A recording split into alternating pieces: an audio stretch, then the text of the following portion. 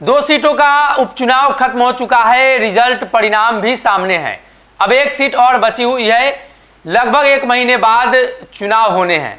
दिसंबर में चुनाव होने उसके पहले ही दावेदारी ठोकनी शुरू कर दी जा चुकी है। दरअसल कुर्नी विधानसभा क्षेत्र के हजारों की संख्या में लोग आज मुकेश सहनी के आवास पर पहुंचे और उस सीट पर दावा ठोक दिया है।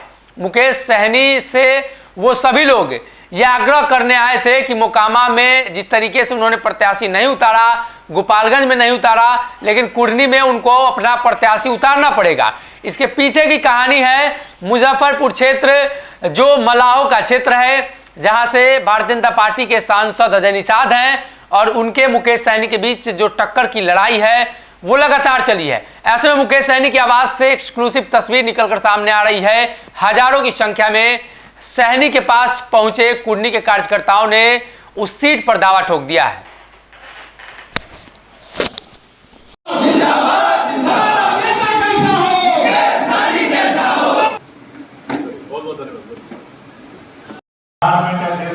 अपनी ताकत का एहसास कराया, जिसके कारण 11 सीट एमएनसी के साथ गठबंधन किया भारतीय जनता पार्टी ने। और 2022 में हम लोगों ने 30,000 वोट लाया, उससे भाजपा आज डर के आज हमारे साथ पीछे पीछे घूम रहे हैं। अभी 2 जगह चुनाव हुआ, तैयारी हमारे दोनों जगह था, लेकिन छठ दीपावली था। फिर मेरा उद्देश्य था कि कहीं से वोट काटने और लड़ने से अच्छा उनको टैक्स मदद कर दे। हम लोगों ने मदद किया और उसका परिणाम भी हुआ कि आज महागठबंधन एक जगह जीता और दूसरी जगह 38,000 वोट को 2,000 मिला दिया। थोड़ा महागठबंधन का अपना रणनीति के कारण वो चुनाव हारे हैं। अगर नीतीश कुमार जी मैदान में उतर जाते हैं तो शायद चुनाव जीत जाते हैं। एमआई को मैनेज कर लेते तो भी चुनाव जीत जाते। नहीं एमआई को मैनेज करते तो साबुद्दीन जी के परिवार हिना शाह जी को मैनेज कर लेते कि वो नाराज था, उनका क्षेत्र है वो, लेकिन उन्होंने उनको मनाने का कोशिश नहीं की, इसके कारण वो चुनाव हारे। लेकिन भाजपा को हर हाल में उनको लगता है कि चुनाव हार गए, उनकी जीत नहीं है।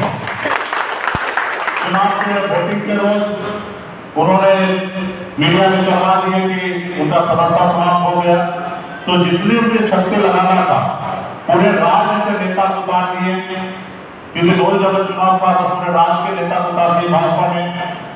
वो क्षेत्र में जितना हमने कहा हमेशा कहते हैं कि जितना जिस क्षेत्र में कुत्ता नहीं होता उससे ज्यादा भाजपा में नेता रहता है, तो इस तरीके से वो काम कर रहे थे। तो खैर कोई बात नहीं, महागठबंधन मजबूती से जीता है। भाजपा आज आपके पार्टी के सामने में झुक चुका है। यहाँ पे भी बहुत वो अपने अनुकूल कोशिश की कि हम उनके साथ आ जाए, उनके बात माने, उनके साथ काम करें, लेकिन मेरा एजेंडा साफ है कि सबसे पहले मेरा जो नुकसान थी उसका भरपाई करें। जो हमसे वादा किया आरक्षण, आपको वो आरक्षण पे सही निर्णय लें और फिर आगे की बात होगा। तो और या नहीं तो 2023 में दिसंबर में हम गठबंधन करेंगे, वरना किसी से नहीं करेंगे। संगठन मजबूत कर रहे हैं। आज मुजफ्फरपुर में महावीर जी के नेतृत्व में जिला कमेटी, प्रखंड कमेटी के मजबूती से काम हो रहा है। उसी तरीके से पूरे बिहार में काम हो रहा है, हर प्रखंड में काम हो रहा है, उत्तर प्रदेश में भी काम हो रहा है, झारखंड में भी काम हो रहा है।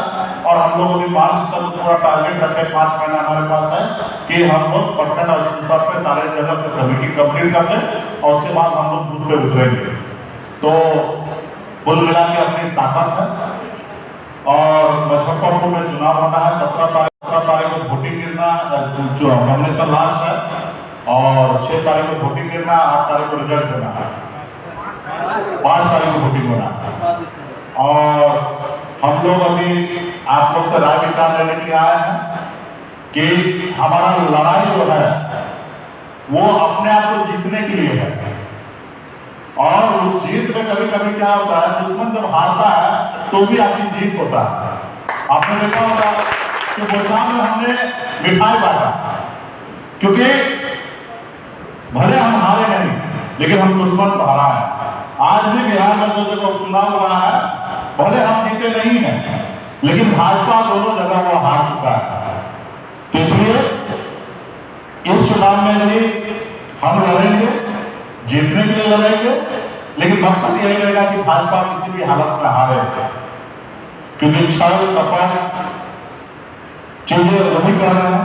आज किसान को आरक्षण देने का समय आएगा तो केंद्र सरकार को भी देना है और केंद्र में मोदी जी की सरकार है, तो हम एक रणनीति के तहत करेंगे।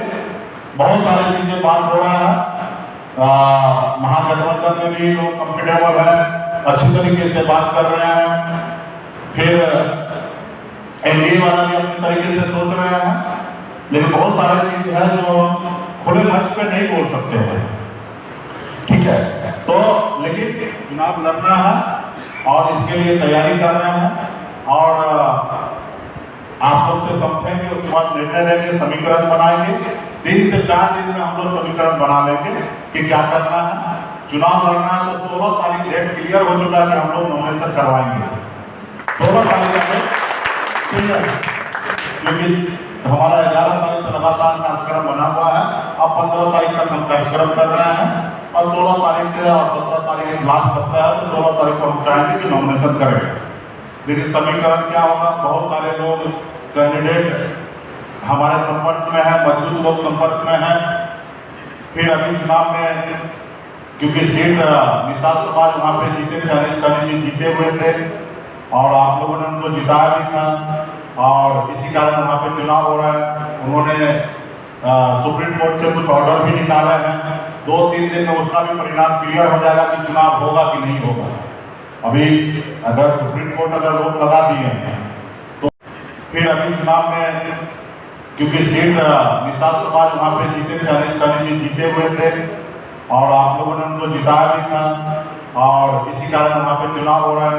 उन्होंने सुप्रीम कोर्ट से कुछ ऑर्डर भी निकाले हैं, 2-3 दिन में उसका भी परिणाम क्लियर हो जाएगा कि चुनाव होगा कि नहीं होगा। अभी अगर सुप्रीम कोर्ट अगर रोक लगा दिए हैं तो उस पर भी मंथन होगा कि शायद चुनाव ना भी हो।